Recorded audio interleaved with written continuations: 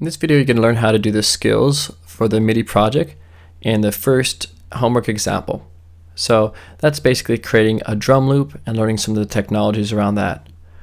First, just go ahead and look at the document here that describes everything you need to do. You need to create a MIDI track with drum view and MIDI general MIDI names here. So let's do that. I'm going to open up the program, create a new song. I'm going to give it a name, but not this name. I'm going to give it a name that's my last name dot first name dot this stuff here.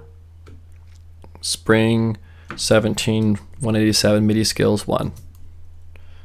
That way I know what project it's for and who it's from and so on and so forth. Okay, I'm going to save it to the desktop at the moment and hit OK. So the first thing I need to do is I need to create a MIDI track with drum view and general MIDI names. So let's do that. I'm going to go to this instruments and get this presence module, drag it on, pick some drums,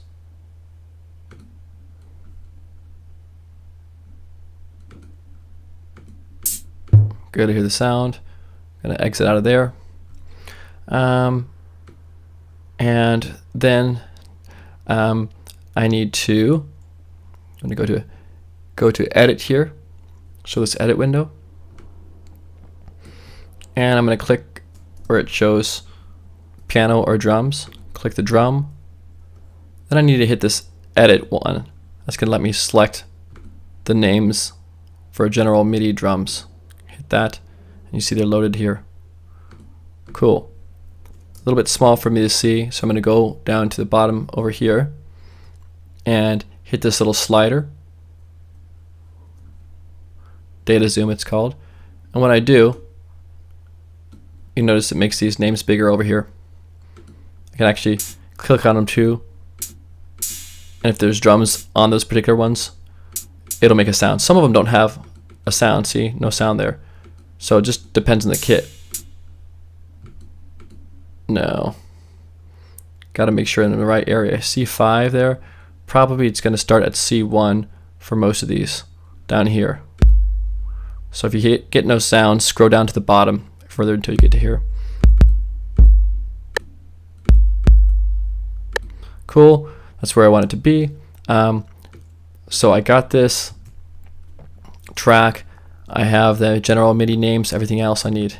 Next it says here, add a QWERTY keyboard, so I can type in notes. We'll do things two different ways, but let's go ahead and add that. I'm going to go to Studio One into Preferences. It may be different on the PC. I think it's in Audio and Options or something. Go to External Devices here. I'm going to say Add. And what I want is something that represents the notes on my computer keyboard that I can use to play the notes on the program like an instrument. So I go to Presonus here and go to QWERTY keyboard and OK. Now it says Presonus QWERTY keyboard. Yay, that's what we want. So what does that do? Let's open up this presence module again, and I'm going to select, I'm going to go in here in this little side panel thing, select this thing, QWERTY keyboard. Still doesn't do anything. I have to hit this,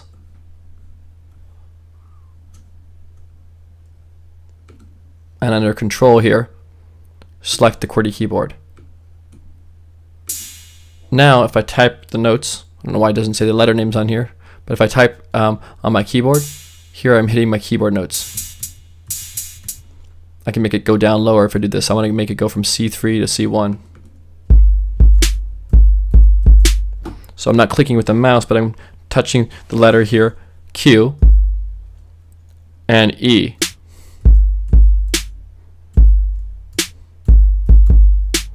And if I hit R, that's to the right of that.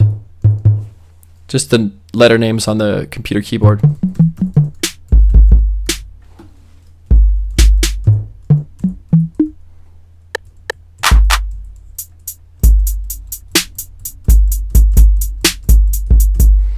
So you can type things in real time there and kind of use it like a MIDI keyboard. It's kind of nice. Going to zoom out here. So I made this QWERTY keyboard, yay. Next, I need to make a loop so that I can start putting beats in there. So I'm going to make a little blank clip area to put my notes in with the paint tool. Make it 2 measures long. Let's do that. Gonna move this out of the way so I can see again. So I'm gonna go up to here to this paint tool. Paint tool, click it. And I'm gonna get right near the edge and drag until it goes all the way up to the end of 2. It makes a 2 measure long clip, and you can see it's turned this into darker gray editable area. Okay. I'm also going to go to the very left edge. It's hard to see this. There's this little triangle here. Put my cursor up until it turns into one of these both arrow direction thingies.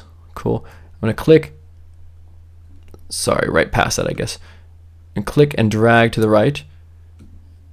And now you can see down here too, the same thing is done. And it's going to make this whole area be able to loop.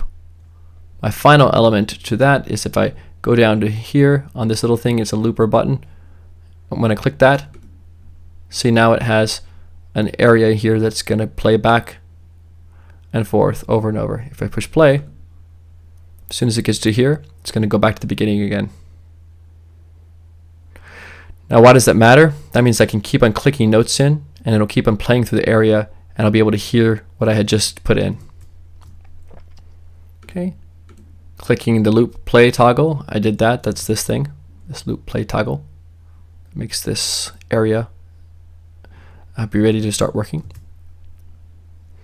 Show the record panel enabling input quantize. So this thing, if I go to view and I go to record panel, it shows a few more ideas down here. It's already set to input quantize. That's the normal way of doing it. What that means is, it means when you play stuff, it'll automatically try to lock everything to exactly on the beat for you. Okay, we'll discuss that more later, but probably set by default. Select 8th or 16th notes. The normal way people hear music is by what's called a beat, and beats are usually quarter notes long. But we often play things that are faster, like 8th or 16th notes, twice or 4 times as faster than the main pulse. And so if you select these options, it makes it kind of easy to correct for little mistakes and stuff at normal playing levels. We'll see more of this in a second here. Okay, hitting play, then clicking notes. Let me show you what this 8th, 16th is by how it works when I hit play and click the notes. So I'm going to hit play, but notice right now I'm on 16. So I hit stuff to preview it, and if I click notes here,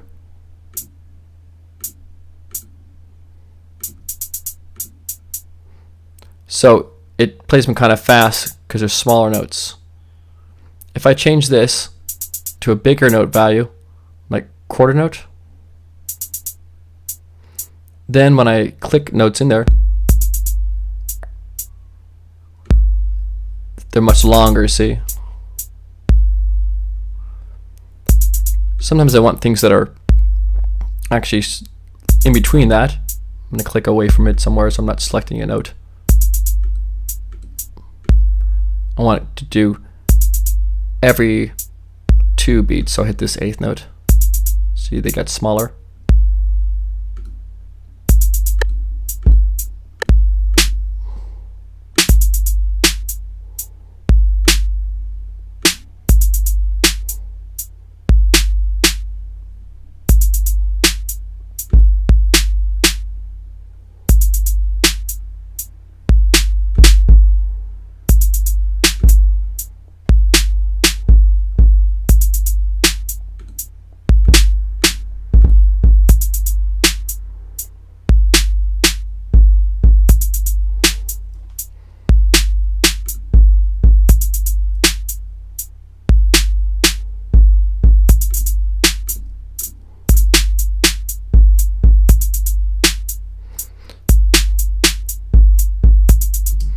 So I have a basic beat I had there by pushing play, then keep on adding notes of different lengths.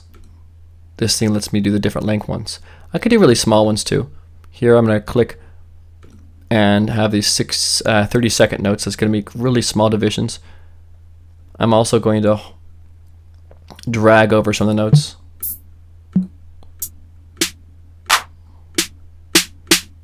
Find some note. Well, probably none of these are great choices for fast notes. Maybe this one. So if I hold down the Option button or Alt button and drag with this thing on, it'll just like spray paint them on there for us. So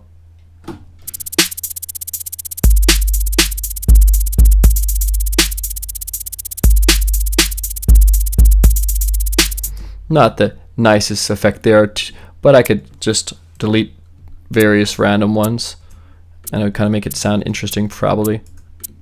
Anyway, if you want to hit a lot of notes in, that's the way to do it. Let's try it out.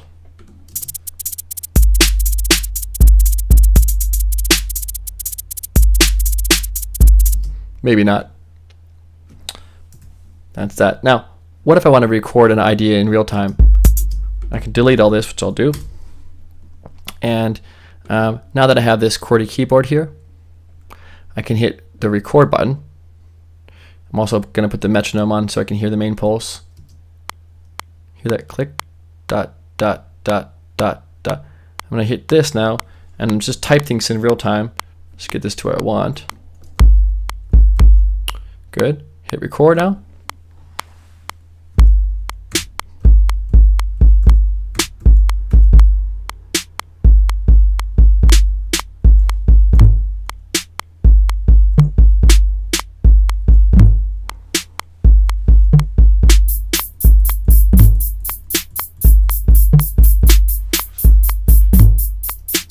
No, I don't want all that. I don't just bump and bump. Don't want that.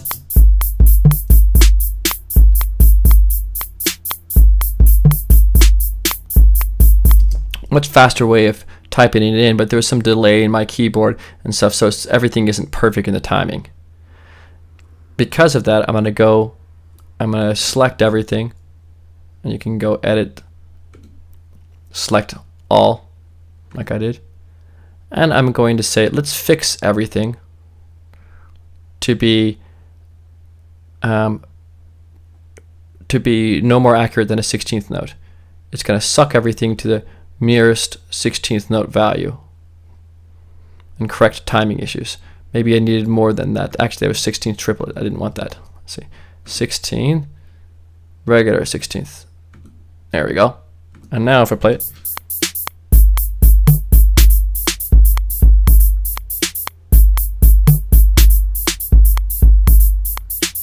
kind of interesting. So yay, I've got that all done.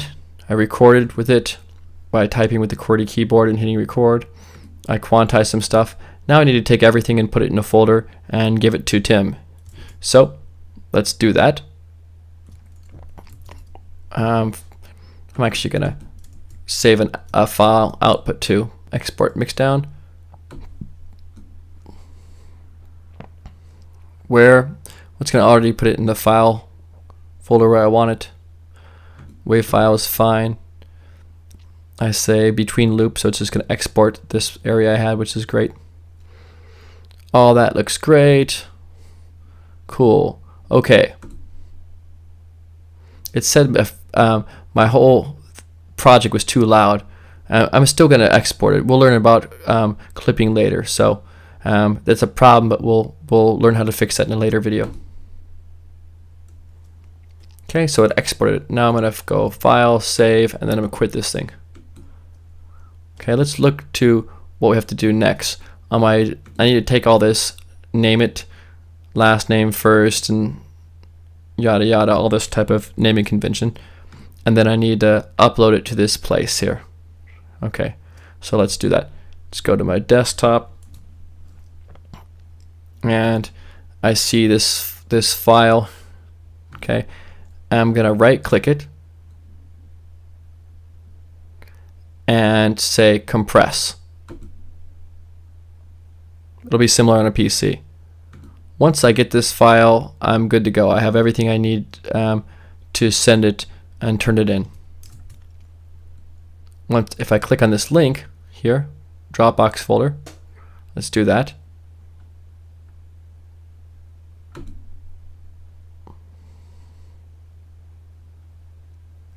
It'll say choose from my computer. So I choose from my computer and I go desktop, Poland, Tim, yada yada yada, and I hit choose and upload.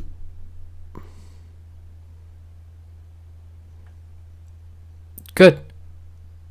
And now you've uploaded your project and everything's complete.